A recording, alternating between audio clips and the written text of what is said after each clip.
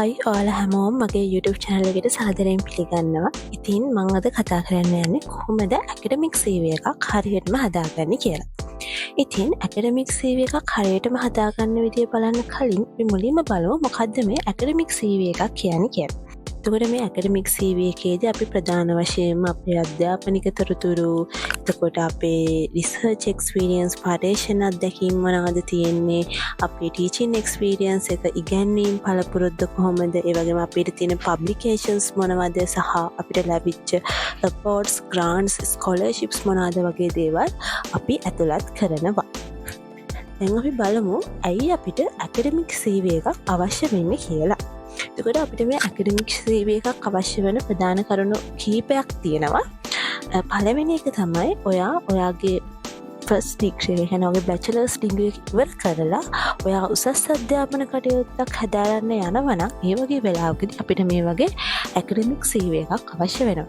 ඒ කියන්නේ ඔයා මොකක් හරි post graduate certificate එකක්, එහෙම නැත්නම් master එකක්, MPhil එකක්, MBA එකක්, එහෙම නැත්නම් PhD එකක්, පශ්චාත් උපාධියක් වගේ දෙයක් හදාරන්න යනකොට ඔයාට මේ වගේ academic CV එකක් අවශ්‍ය වෙනවා. දෙවැනි කාරණය තමයි ඔයා මොකක් හරි පිටරටක උසස් අධ්‍යාපන ශිෂ්‍යත්වයක්, කියන්නේ ස්කෝලර්ෂිප් එකක් ඇප්ලයි කරන්න යනකොට ඒ වගේ වෙලාවකදීත් අපිට මේ වගේ academic CV එකක් අවශ්‍ය වෙනවා. ඒ කියන්නේ සාමාන්‍යයෙන් අපි PhD එකකට, එහෙම නැත්නම් master එකකට ස්කෝල් එකක් ගන්න අපි ලියනවනේ ප්‍රොෆෙසර්ස්ලාට. එතකොට ඔයා ලියන ලෙටර් එකත් එක්ක ඔයාගේ academic CV එකයි transcript එකයි යවන්න ඕන. අන්න ඒ වගේ වෙලාවකදී ඔයාට මේ academic CV එක අවශ්‍ය වෙනවා. ඒ වගේම සාමාන්‍ය ඇප්ලිකේෂන් ප්‍රොසෙස් එකේදීත් එයාලා අපෙන් එක ස්ටෑන්ඩඩ් වලට එක ටෙම්ප්ලේට්ස් වලට CVs ඉල්ලනවා. ඉතින් සමහරක් යුනිවර්සිටිස් වල එහෙම මොකද ටෙම්ප්ලේට් එකක් ඉල්ලන්නේ නැහැ. ඒ වගේ වෙලාවකදී ඔයාට පුළුවන් ඔයාගේ මේ academic CV එක ඒ ඇප්ලිකේෂන් ප්‍රොසෙස් එකකට ඇප්ලයි කරන්න. තුන්වෙනි එක තමයි ඔයා මොකක් හරි academic field එකේ job එකකට යනවා නම් ඒ වගේ වෙලාවකදීත් ඒ job එකට අඩුම් කරන්න මේ වගේ academic CV එකක් අවශ්‍ය වෙනවා. උදාහරණයක් විදිහට ඔයාගේ first degree එක ඉවර වෙලා ඔයා යුනිවර්සිටි එකේම demonstrator කෙනෙක්, එහෙම නැත්නම් instructor කෙනෙක් විදිහට apply කරන්න යනවා නම් ඒ වගේ අවස්ථාවලදීත් අපිට මේ වගේ academic CV එකක් අවශ්‍ය වෙනවා.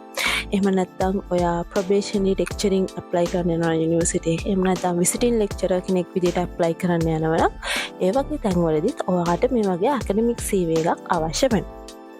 ඊට පස්සේ ඔයා මොකක් හරි ආයතනයක research assistant කෙනෙක් වගේ research සම්බන්ධ රැකියාවකට යනවා නම් ඒ වගේ වෙලාවකදීත් ඔයාට මේ academic CV එකක් අවශ්‍ය වෙනවා. සාමාන්‍යයෙන් එතකොට ඔයා මේ academic CV එකේදී ඇඩ් කරනවා ඔයාගේ research experience කොහොමද, ඔයාගේ publications මොනවද තියෙන්නේ වගේ තොරතුරු.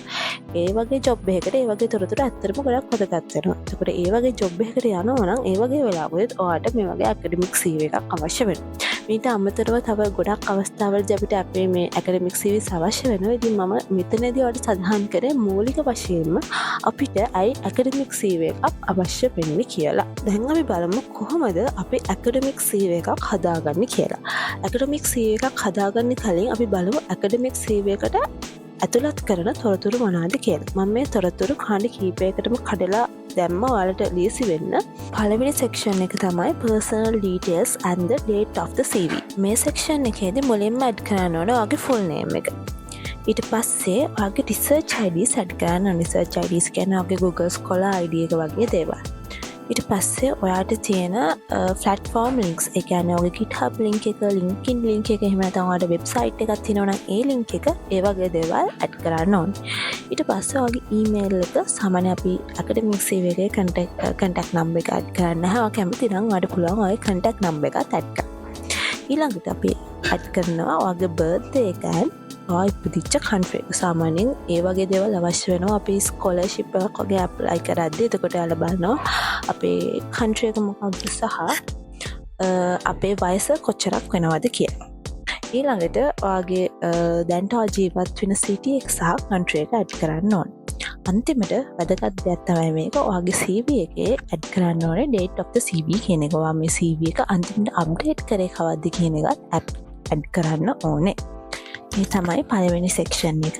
දෙවෙනි සෙක්ෂන් එක තමයි ප්‍රොෆයිල්. එතකොට මේ ප්‍රොෆයිල් කියන සෙක්ෂන් එකේදී ඔයා ගැන සමරි එකක් දෙනවා. ඒ කියන්නේ ඔයාගේ රිසර්ච් ඉන්ට්‍රස්ට් එක මොකක්ද, ඔයාගේ තියෙන එක්ස්පීරියන්ස් මොනවාද, ඔයා ජොබ් එකකට ඇප්ලයි කරනවා නම් ඔයාගේ ඒම් එක කියනවා මොන වගේ ජොබ් එකකට ඇප්ලයි කරන්නද යන්නේ.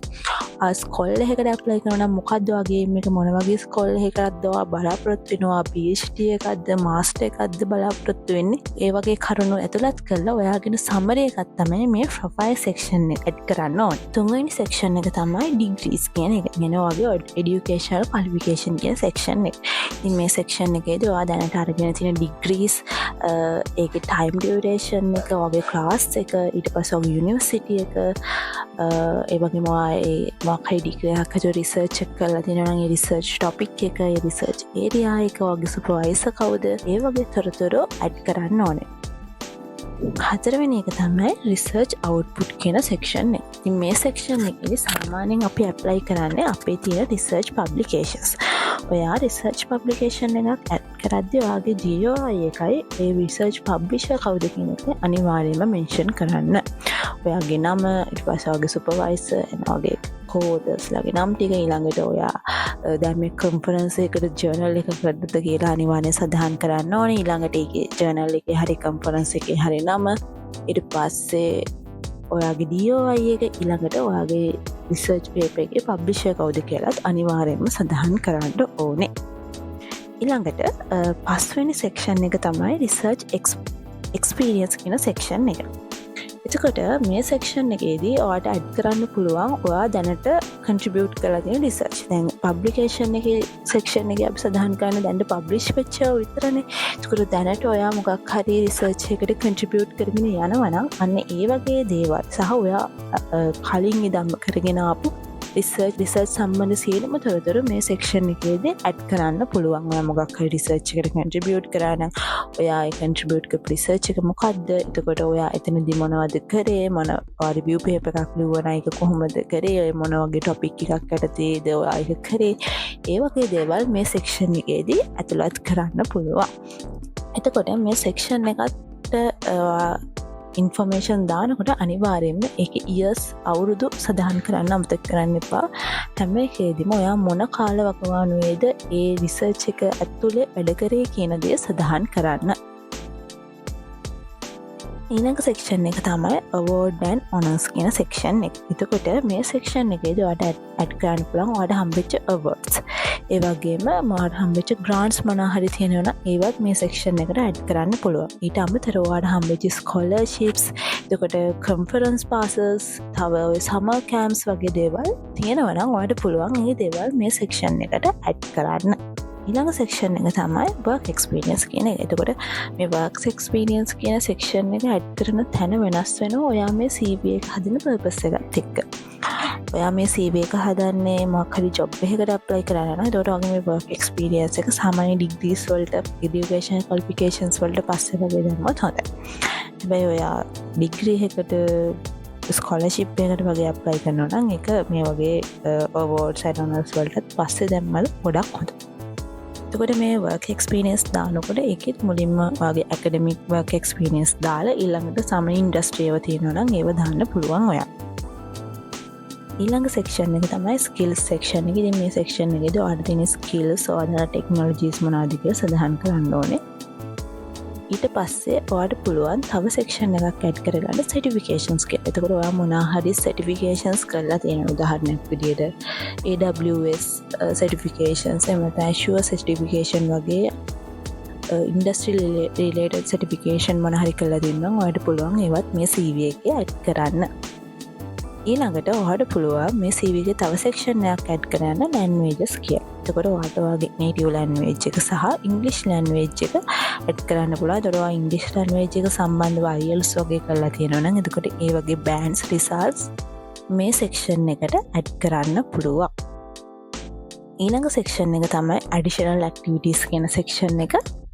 මේකදී ඔයා කරලා තියෙන extra curricular activities මේ section එකට add කරන්න පුළුවන්. ඔයා මොනවා හරි societies වල ඉඳලා තියෙනවා නම් ඒවා මොනවා හරි positions මෙන් තනතුරු දරුවා නම් ඒ තනතුරු volunteer services කරා නම් ඒ වගේ දේවල් මේ section එකට add කරන්න පුළුවන්.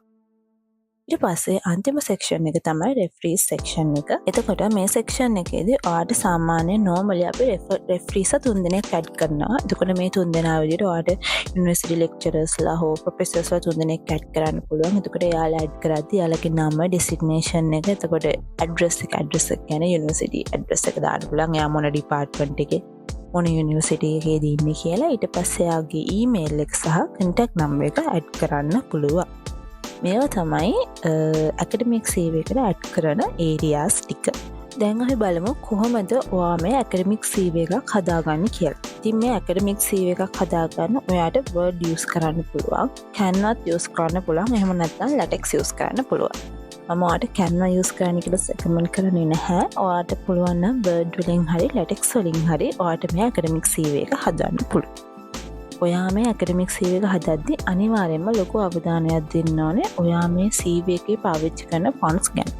සාමාන්‍යයෙන් Times New Roman, Poppins, Calibri, එහෙම නැත්නම් Arial වගේ බේසික් ෆොන්ට් එකක් යූස් කරන්න. මොකද ඇකඩමික් CV එක කියන්නේ ගොඩක් වටින ඩොකියුමන්ට් එකක්. ඉතින් මේ ඩොකියුමන්ට් එක හරි පිළිවෙලට ලස්සනට තියෙන්න ඕනේ. ඉතින් ඒකට ගොඩක් විචූරන too much fonts use කරන්න එපා. සාමාන්‍ය normal basic font එකක් use කරන්න. පිළිවෙලට පැහැදිලිව තියෙන්න ඕන නිසා. ඉතින් මම ඔයාලට ගොඩක්ම වෙලාවල ගොඩක්ම recommend කරන්නේ ඔයාලා LaTeX use කරන්න පුළුවන්. ඉතින් LaTeX වල තියෙන basic font එක ඔයාලා use කරන්න පුළුවන්. එහෙම නැත්නම් Times New Roman වගේ normal font එකක් ඔයාලට මේකට use කරන්න පුළුවන්. ඉතින් මම පෙන්නන්නම් ඔයාලට use කරන්න පුළුවන් overleaf templates කිහිපයක්. එතකොට මේ වගේ template එකක් edit කරලා ඔයාලට ඔයාගේ academic CV එක හදා ගන්න පුළුවන්. ඉතින් මම ඒ ගැන වීඩියෝ එකක් ඉස්සරහට අරන් එන්නම් කොහොමද template එකක් use කරලා academic CV එකක් හදාගන්න කියලා. ඉතින් මේවා තමයි academic CV එකක් හදන්න ඔයාලට අවශ්‍ය කරන තොරතුරු. ඉතින් මම ඒක ඔයාගේ පහසුවට sections කිහිපයකටම කඩලා තියෙනවා. ඉතින් ඔයාටත් පුළුවන් මේ section wise ඔයාගේ details add කරලා ඔයාගේ academic CV එක හරියටම හදාගන්න. ඉතින් මම academic CV එක හදාගන්න හොඳ template කිහිපයකුත් ඔයාලට දීලා තියෙනවා. ඉතින් මේ එක template එකක් use කරලා ඔයාලට පුළුවන් ඔයාගේ academic CV එක හදාගන්න. ඉතින් ඉස්සරහට මම වීඩියෝ එකක් අරගෙන එන්නම් කොහොමද overleaf template එකක් පාවිච්චි කරලා academic CV එකක් හදාගන්නේ කියලා. ඉතින් මේවා තමයි academic CV එකක් හදාගන්න තියෙන සියලුම විස්තර. ඉතින් මේ වගේ වීඩියෝස් දිගටම බලන්න මගේ channel එක subscribe කරලා එකතු වෙලා ඉන්න කියලා ආරාධනා කරනවා. ඉතින් අදට ගිහින් එන්නම්. bye bye.